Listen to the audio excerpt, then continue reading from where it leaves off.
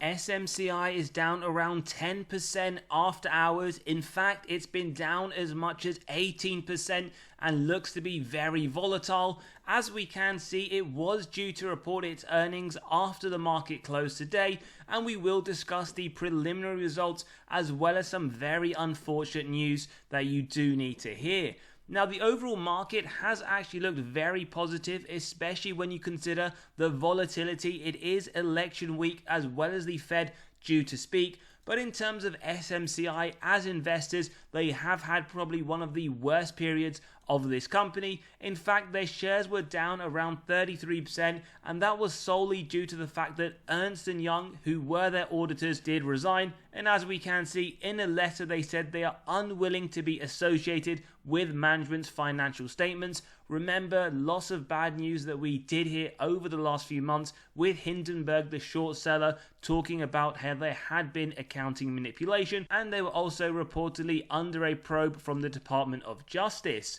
Now, when we take a look at all of this bad information, as if you thought it could not get any worse, they could now potentially be delisted from the Nasdaq, and this all follows the auditor's resignation that we did hear from just a few days ago. Now, yes, it can get worse than this, and in fact, what we can see, they have now stated they are unable to predict when they would be able to file their annual report. That is something that they need to do with the US SEC. However, what they have said is that there is a special committee probe which showed that there was no evidence of fraud on the part of management or the board. Now, that's interesting. We don't have all the information whether this was something that was conducted by themselves or if they did get someone who was external with some independence. So we'll hopefully hear a little bit more about that as the days progress. But in terms of the actual numbers, well, as we can see, they have only announced the preliminary financial numbers. There is no company to audit them, so do bear this in mind, a little bit of a pinch of salt. Nonetheless, it isn't looking too great whether they have in fact inflated the numbers. 5.9 billion to 6 was the expected range. That is down from the 6 to 7 they had anticipated earlier on. And we can also see that also reflects a drop in the bottom line, 68 to 70 cents, anticipated before 60 to 77, and the same to be said on a non-GAAP basis. All of these numbers that we are seeing now, they have effectively lowered their guidance, and for the full Q1, they are effectively saying we're actually going to do a little bit lower than what we originally hoped for. Now, whether or not you believe that, or in fact you think they have made some very bad accounting errors and they are trying to make this more in line with the actual numbers, that is something to consider. And for the second quarter of FY 2025 guidance, whilst we don't have that information here, in terms of their top line, their bottom line, as well as their earnings per share, they've effectively lowered it in terms of what they had previously guided. So very quickly to update, just to run through that once more, we can see the share price is tumbling after hours. They were due to report, however, this information hasn't been audited as Ernst & Young have effectively stepped down. Not a great sign at all, including being under investigation. And we can also note there is potential now that they could be delisted from the Nasdaq due to the significant issues we have discussed on this channel. They also say that there was no evidence of fraud on their part or the board. Again, the validity of this is definitely still to question, and ultimately the numbers that they are now saying for the first quarter as well as Q2 are coming significantly under what management were hoping for. Now, typically on this channel we do a deep dive, we do look at the company. For example, we can see whilst it is still up 10% over the last 12 months, over the last 10 years, it has significantly outperformed the S&P. But today we're not going to go through this analysis because ultimately we aren't 100% sure of the validity, the accuracy and the completeness of their top line, their bottom line net income that we do like to look at on a regular basis.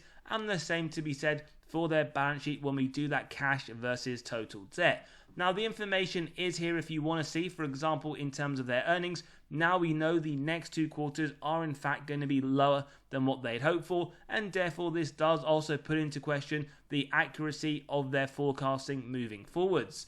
In terms of the valuation, in terms of the growth as well as the profitability, again, this is something that today, unfortunately, we are not going to be able to look at. There is serious considerations about this company and in fact how much of this we can rely on. Now, one thing that we will note though is that when we look at the insider ownership, it is fairly high and we haven't seen any insiders sell over the last 2 quarters, so that is something to consider. For example, the more recent sale by one of the directors was around the 3rd of June. As always though, even if we did see selling in the more recent period, we wouldn't typically call this a bearish signal. And the other thing to consider, institutions, whilst there is a large percentage in the more recent quarter, even after the federal investigation, even after the allegations of a probe from the DOJ, even after the Hindenburg research, still were buying a lot more than they were selling. Now, this doesn't mean that we should be buying this company purely based on what institutions or insiders do, but we are just trying to give all of the information so you can build it into your own investment thesis. And again, like we said, we do typically like to cover a lot of this information. It is on screen if you just want a reminder, but today we don't feel like that is the right approach for SMCI. Now, we also typically run through a valuation, and again, this is the most current data we have, so we will very quickly walk you through it. But as we have said, this isn't one that we would consider in our own portfolio. Our intrinsic value at $53, whilst it is based on the DCF model, and whilst you can see how we have arrived at that, this is purely based that these numbers that we have from the company are correct, which unfortunately isn't. But we'll walk you through it nonetheless. We have the DCF model with the free cash flow year on year.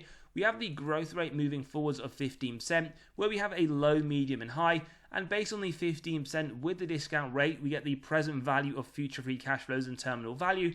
We add together with the cash, subtract total debt, get to the equity value, divide by the shares outstanding, and as we can see, our intrinsic value. Now, that does give upside of over 100%, which means more than a double from the current trading price. But remember, these numbers, these growth rates we have used are subjective, and you can grab a copy of this model by clicking on the pinned comment below, running your own numbers, whether it's for SMCI or any other companies that more likely have more validity, accuracy, and completeness around their numbers.